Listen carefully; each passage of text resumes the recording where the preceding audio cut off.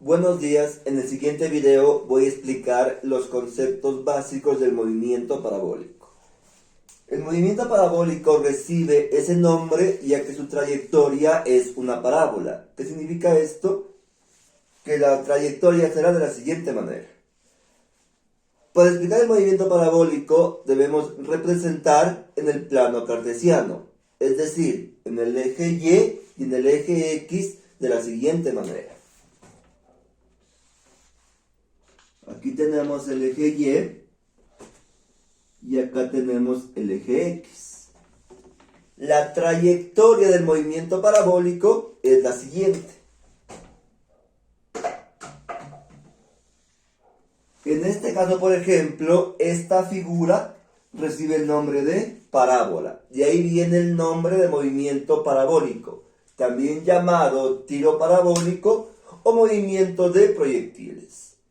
En este caso vamos a reconocer dos movimientos principales. En el eje X, el movimiento será rectilíneo uniforme. ¿Qué significa esto? Que la velocidad será constante. ¿De acuerdo? En cambio, en el eje Y, el movimiento será rectilíneo uniforme acelerado. En este caso específicamente, la gravedad será constante. En este caso entonces puntualmente tendremos caída libre y lanzamiento vertical. Ahora vamos a ver algunas variables físicas que principalmente son el alcance máximo, la altura máxima, el tiempo de vuelo o tiempo de movimiento y la velocidad. ¿De acuerdo? En el movimiento parabólico, por ejemplo, en este caso, la distancia que recorre el cuerpo desde que sale hasta que llega recibe el nombre de alcance máximo. ¿Qué significa esto? La distancia que el cuerpo recorre desde que sale hasta que llega al suelo, esa distancia recibe el nombre de alcance máximo. Ahora, la altura máxima viene a representar cuando el cuerpo, por ejemplo, empieza a moverse, llega a una cierta altura, en este punto, por ejemplo, y empieza a descender. En este caso, se indica con estas letras. Altura máxima con la letra Y porque se mueve en el eje Y. Alcance máximo con la letra X porque el movimiento se realiza en el eje X. Ahora, en el movimiento parabólico, el alcance máximo y la altura máxima van a depender de la velocidad inicial y del ángulo de inclinación. ¿Qué significa esto? En el movimiento parabólico siempre un cuerpo va a ser lanzado con una velocidad inicial y con un cierto ángulo de inclinación. Es decir, que el alcance máximo y la altura máxima van a depender de la velocidad inicial y del ángulo de inclinación. Por ejemplo, si un objeto se lanza con un ángulo de 45 grados, se logra el mayor alcance.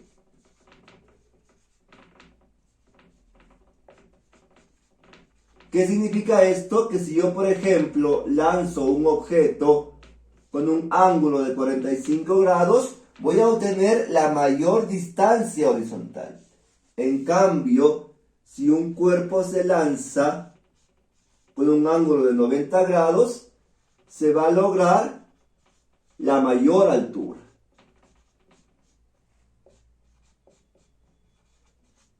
Por lo tanto, en este caso, por ejemplo, a mayor ángulo de inclinación, mayor altura, pero menor alcance. En cambio, a menor ángulo de inclinación, se va a obtener el mayor alcance, pero la menor altura.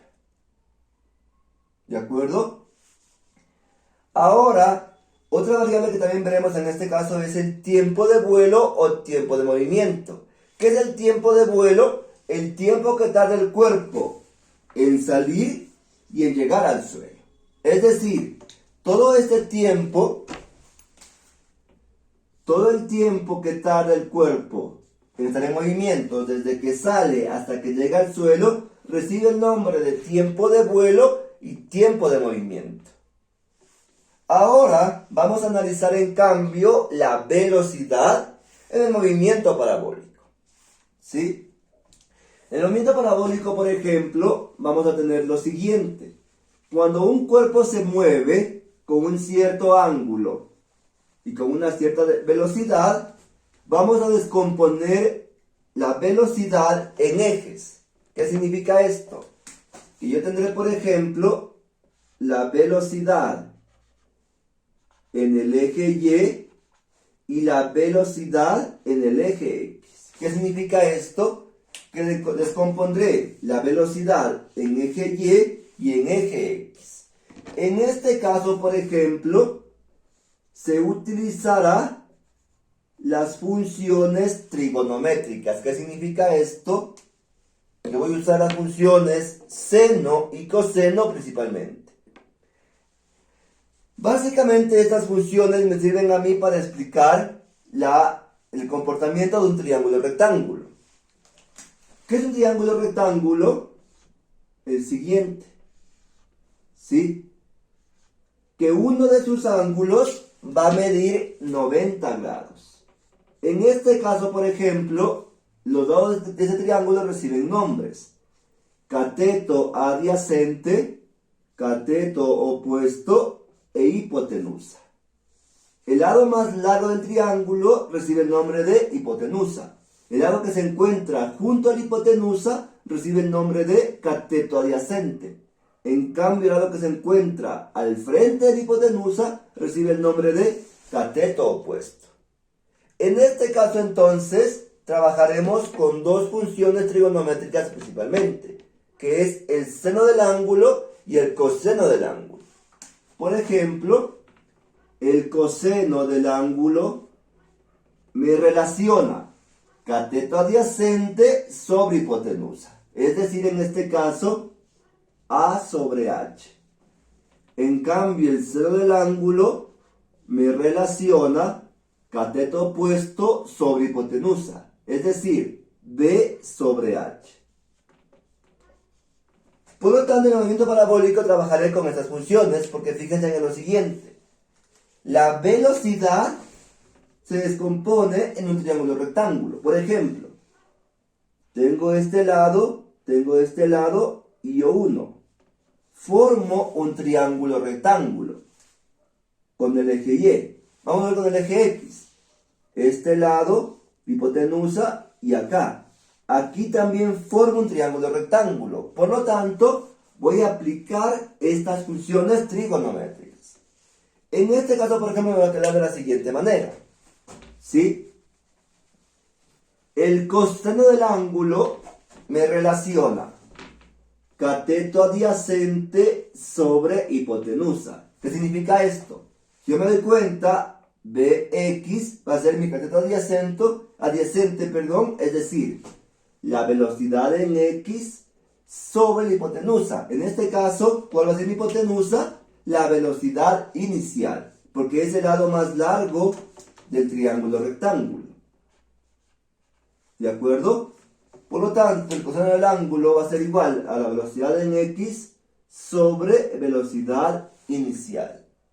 En cambio, el seno del ángulo va a ser igual, cateto opuesto, que viene a ser la velocidad en Y, es decir, este lado, velocidad en Y, sobre la hipotenusa, que es la velocidad inicial. Por lo tanto, de esta manera, he obtenido las primeras fórmulas o las primeras ecuaciones de velocidad del movimiento parabólico. ¿De acuerdo? Ahora yo puedo despejar de estas fórmulas la velocidad en X y la velocidad en Y. ¿Qué significa esto? Este término está dividiendo, paso a multiplicar. Acá también está dividiendo y paso a multiplicar. Por lo tanto, yo tendré unas nuevas fórmulas que me van a quedar de la siguiente manera. ¿Sí? Velocidad en X va a ser igual velocidad en X va a ser igual a velocidad inicial por el coseno del ángulo. Y la velocidad en Y va a ser igual a velocidad inicial por el seno del ángulo. Y de esta manera se obtienen las fórmulas de la velocidad en el movimiento parabólico. ¿De acuerdo? Entonces en este caso hemos visto estas variables físicas. Recuerden, alcance máximo es la distancia que recorre el cuerpo desde que sale hasta que llega al suelo. Altura máxima, cuando el cuerpo empieza a ascender, llega a una altura y empieza otra vez a descender. Tiempo de vuelo, que representa el tiempo que demora el cuerpo en salir y en llegar al suelo, también llamado tiempo de movimiento. Y la velocidad, que se descompone en eje Y, velocidad en Y y velocidad en X. Recuerden que en el eje X el movimiento es rectilíneo uniforme y en el eje Y el movimiento es rectilíneo uniforme acelerado. Finalmente, ejemplo de movimiento parabólico que tenemos cuando, por ejemplo, en un partido de fútbol, el arquero saque el balón del arco, patea el balón, en este caso, la pelota sube y empieza a bajar. En un partido de básquet, por ejemplo, cuando se quiere encestar, se lanza la bola para meter al aro. En un partido de golf, por ejemplo, se golpea la pelota asciende y luego desciende. Y en un partido de béisbol, por ejemplo, cuando se golpea con el bat, la pelota comienza a subir y luego desciende. Cualquier movimiento que siga esta trayectoria recibe el nombre de movimiento parabólico. Entonces, en este caso hemos visto las variables de alcance máximo, altura máxima, velocidad y tiempo de vuelo. En el próximo video explicaré en este caso las fórmulas de la altura máxima, alcance máximo y tiempo de vuelo. Muchas gracias.